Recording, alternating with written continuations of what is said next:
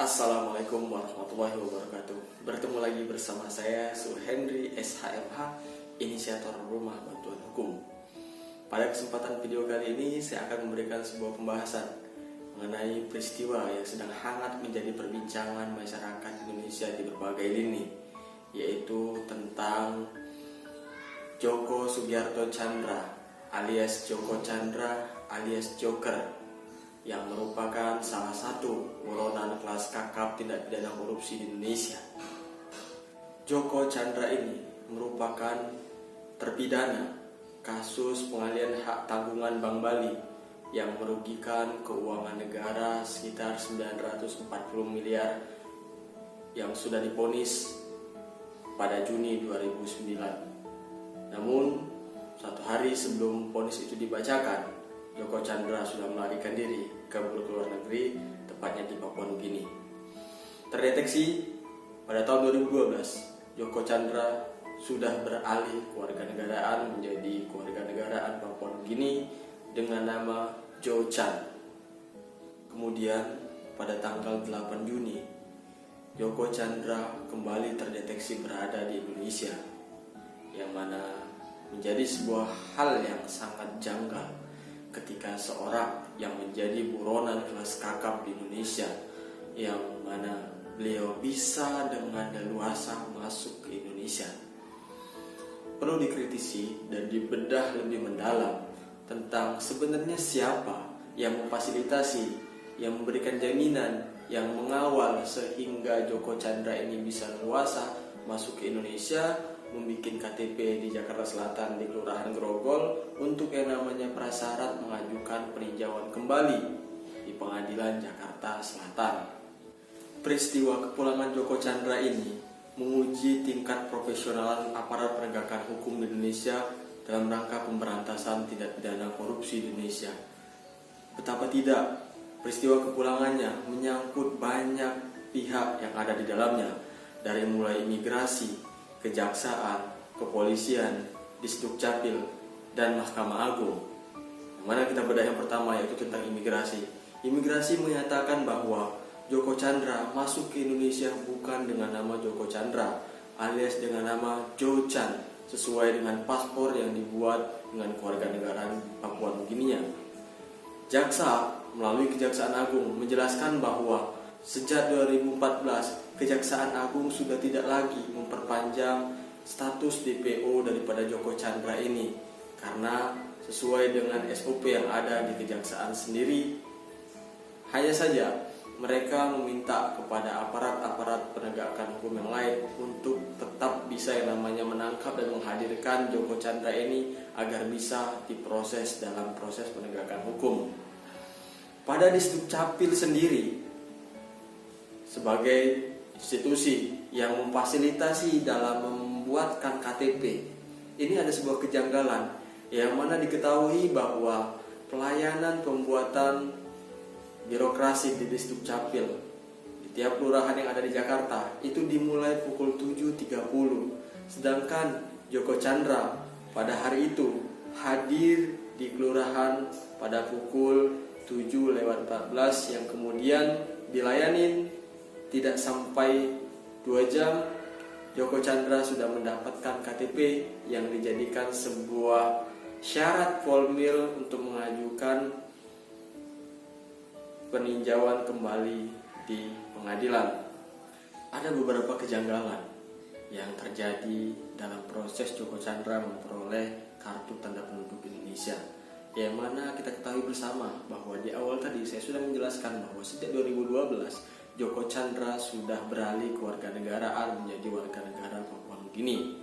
Sedangkan kita ketahui bersama bahwa di Indonesia tidak mengenal yang namanya kewarganegaraan ganda. Artinya Joko Tjandra sudah kehilangan warga negara Indonesia ketika dia memilih untuk menjadi warga negara dari Papua Nugini, yang itu ditunjukkan dengan paspor. Nah, hal-hal kejanggalan inilah yang kemudian menjadi sebuah tanda tanya besar. Kenapa bisa terjadi hal yang seperti ini? Ternyata tidak hanya sampai di situ. Ada fakta yang lebih mencengangkan kita, bahwa Joko Chandra mendapatkan surat rekomendasi kesehatan dari Pusdokes Polri yang menunjukkan bahwa dia negatif COVID-19. Sekaligus juga dia mendapatkan surat jalan dari Kesatuan Bareskrim yang mana di situ dijelaskan jabatannya sebagai Korwas PPNS dalam kepentingan untuk konsultasi dan koordinasi.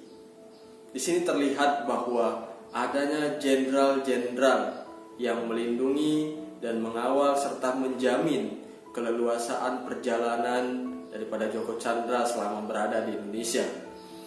Hal ini memberikan sebuah cerminan buruk atas proses penegakan hukum di Indonesia, bahwa tagline promoter yang didengungkan oleh kepolisian, profesional, modern, dan terpercaya, belum bisa diayomi, belum bisa diimplementasikan dengan baik oleh seluruh jajaran kepolisian, dari tingkat bawah sampai ke perwira-perwira tinggi di kepolisian. Atas peristiwa tersebut, Kapolri Jenderal Polisi Idam Aziz dengan tegas mencopot beberapa jenderal yang diduga terlibat atas peristiwa tersebut. Untuk apa tujuannya? Untuk menjaga komitmen, jaga profesional kepolisian dan pembersihan terhadap oknum-oknum yang memainkan kekuasaannya untuk kepentingan pribadi.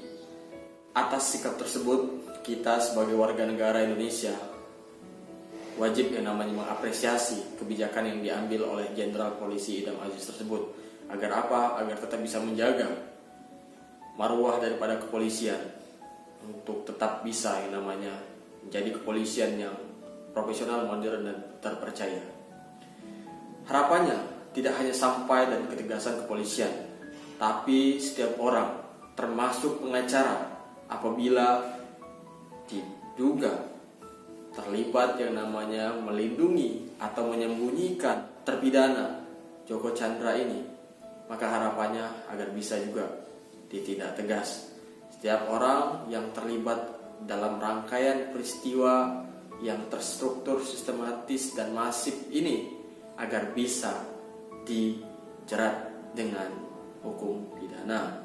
Karena di dalam hukum pidana diatur setiap orang apabila terbukti nantinya menyembunyikan daripada Joko Chandra tersebut bisa dijerat dengan pasal yang ada di dalam KUHP, tepatnya pada pasal 221 pada ayat 1-nya yang menyatakan bahwa barang siapa dengan sengaja menyembunyikan orang yang melakukan kejahatan atau yang dituntut karena kejahatan, atau barang siapa yang memberi pertolongan kepadanya untuk menghindari penyidikan atau penahanan oleh pejabat kehakiman atau kepolisian atau orang lain yang menurut ketentuan undang-undang terus-menerus atau untuk sementara waktu diserahi menjalankan jabatan kepolisian, dapat diancam pidana penjara paling lama 9 bulan.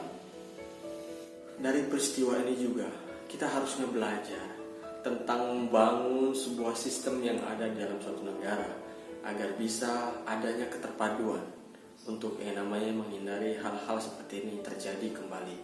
Misalkan antara kepolisian, kejaksaan, Disdukcapil, dan pengadilan memiliki satu informasi yang terpadu kaitan dengan orang-orang yang ada di dalam daftar pencarian orang, sehingga orang-orang tersebut tidak bisa leluasa yang namanya mengurus birokrasi hingga dalam proses-proses dalam penegakan hukum. Agar apa kiranya? Agar Indonesia bisa memiliki kedaulatan di atas hukumnya. Saya juga menyarankan agar DPR RI membentuk suatu pansus untuk yang namanya mengungkap ada rangkaian besar skandal yang peristiwa yang terjadi atas kepulangan Joko Chandra di Indonesia, agar semua bisa terang benderang, transparan, terbuka fakta-fakta hukum yang ada, terbuka siapa-siapa saja yang terlibat di dalamnya, agar masyarakat juga bisa melihat supremasi hukum di Indonesia memiliki kedaulatannya di atas negara sendiri.